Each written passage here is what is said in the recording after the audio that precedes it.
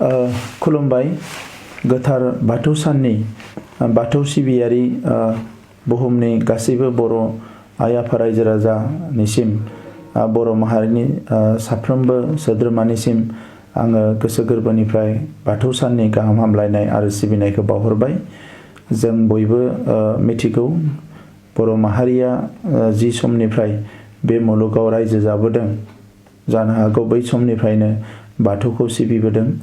दिनै बर' माहारिनि गेजेराव आब्रुथि लाबोनाय, जोंनि हारिमुखौ रैखाथि होनाय, जोंनि गाननाय जोमनाय, दामनाय देनाय, हारिनि गुबुन गुबुन बिथिंफोरखौ बाथौ सिबिनायनि गेजेरजों अरायसम गोख्रोङै जोङो लाबोबाय थानो हादों।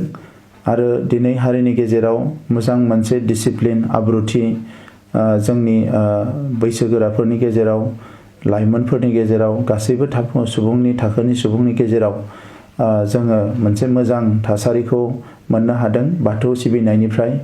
दा बे बाथौनि जि मोन्थोर एबा बाथौनि जि सोलोंथाइ बेखौ जोङो गोख्रोङै बयबो लानो हानांगोन।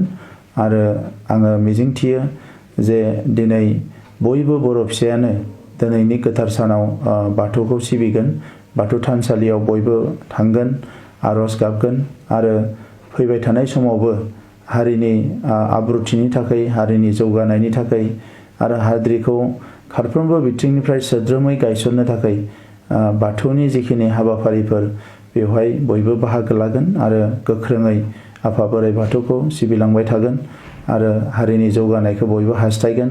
हारियाव गोजोन आरो खौसेथिया अरायसम थाबाय थागोन। बेखौनो गोथार बाथौ सानाव हास्थायनानै बयनिसिमबो खुलुमनाय आरो सिबिनायखौ बावहरनाय जाबाय। गोजोन्थों।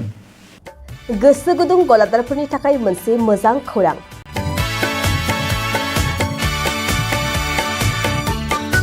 अदालगुरिनि रौता सारियालियाव खुंनो लानाय मिरु एबसुनि 50 बोसोरसालिया जथुमायाव एगजिबिसननि थाखाय गलादारफोरनिसिम जर'खा फोसावनाय।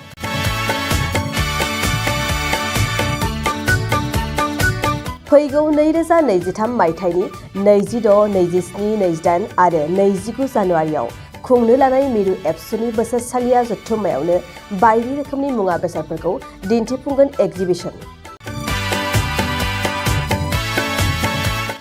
बे एगजिबिसनावनो आबादारि, हेन्डलुम, टेक्सटाइल, फिचारि आरो हारिमु बायदि बायदि आयदाफोरखौ दिन्थिफुंनो थांखि लादों बानजाय आफादा। बेनिखायनो गोसो गुदुं सुबुं एबा गलादारफोरा एगजिबिसनाव गला होफैनो हागोन आरो गला होनायनि सोमोन्दै आबुं बाथ्राखौ मिथिनोब्ला नैबे मबाइल नम्बर 9365245137 आव थोंजों सुलाद लानो हागोन।